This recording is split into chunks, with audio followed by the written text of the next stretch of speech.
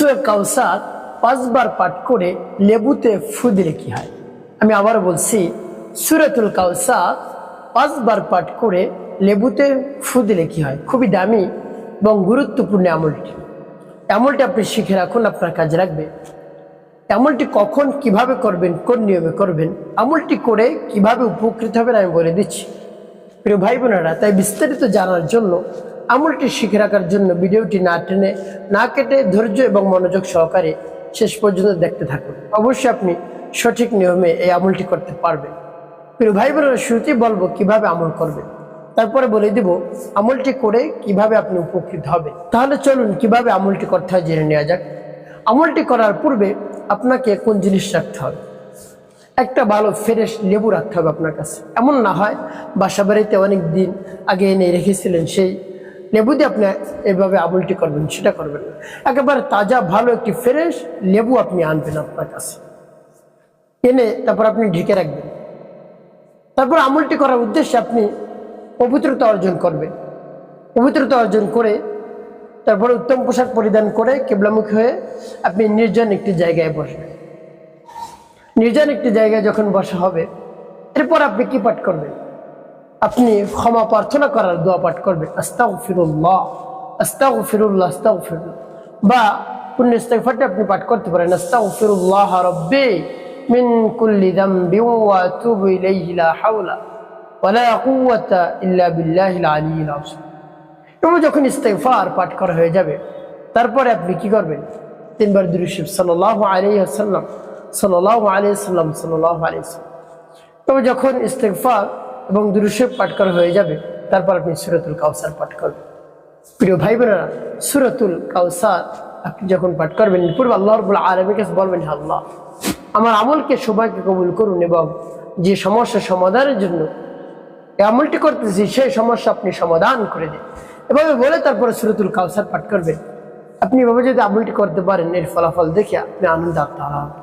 প্রিয় ভাই বোনেরা, যদি বিশ্বাস নিয়ে আমলটি করতে পারেন আর আপনার মনে যদি সন্দেহ থাকে যে আমলটি করতেছি উপকার পাবো কি পাবো না, এর আগে অনেক চেষ্টা করছি কাজ হয় না, এতে উপকার পাবো, অবশ্যই আপনি উপকৃত হবেন ইনশাআল্লাহ। প্রিয় ভাই বোনেরা, এভাবে ইস্তিগফার দুরূদ শরীফ পাঠ করবার, সূরাতুল কাউসার পাঠ করবেন।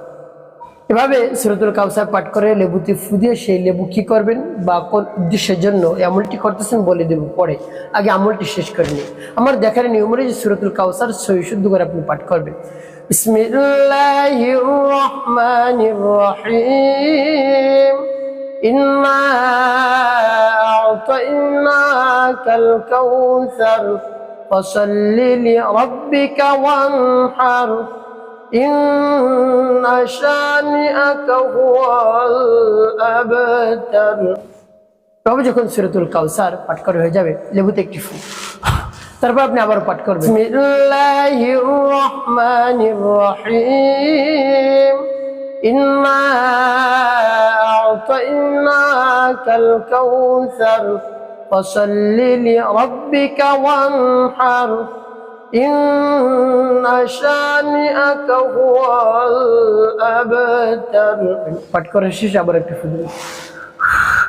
তারপর আপনি মনে দরদ নিয়ে আবার পাঠ করবেন, বিসমিল্লাহির রহমানির রহিম, ইন্না আ'তাইনাকাল কাউসার ফাসাল্লি লিরাব্বিকা ওয়ানহার ইন্না শানিআকা হুয়াল আবতার। পাঠ করার শেষে আবার একটু ফু। প্রিয় ভাই বোনেরা, কতবার পাঠ করবেন? এভাবে গুনে গুনে আপনি 5 বার পাঠ করে 5টি ফুলে বরবদি দিবেন। লেবুটা কিন্তু ডেকে রাখবেন। তারপরে আপনি 9 বার দুরূদ ইব্রাহিম পাঠ করবেন গুনে গুনে, একবারের জন্য কম না হয়। আল্লাহুম্মা সাল্লি আলা মুহাম্মাদ ওয়া আলা আলি মুহাম্মাদ কামা সাল্লাইতা আলা ইব্রাহিম ওয়া আলা ইব্রাহিম ইন্নাকা হামিদুম মাজিদ। আল্লাহুম্মা বারিক আলা মুহাম্মাদ ওয়া আলা আলি মুহাম্মাদ কামা বারাকতা আলা ইব্রাহিম ওয়া আলা আলি ইব্রাহিম ইন্নাকা হামিদুম। আল্লাহুম্মা সাল্লি আলা محمد وعلى آل محمد كما صليت على إبراهيم وعلى إبراهيم إنك حميد مجيد. اللهم بارك على محمد وعلى آل محمد كما باركت على إبراهيم وعلى آل إبراهيم إنك حميد. اللهم صل على محمد وعلى آل محمد كما صليت على إبراهيم وعلى إبراهيم إنك حميد مجيد اللهم بارك على محمد وعلى آل محمد كما باركت على إبراهيم وعلى آل إبراهيم إنك حميد اللهم صل على محمد وعلى آل محمد كما صليت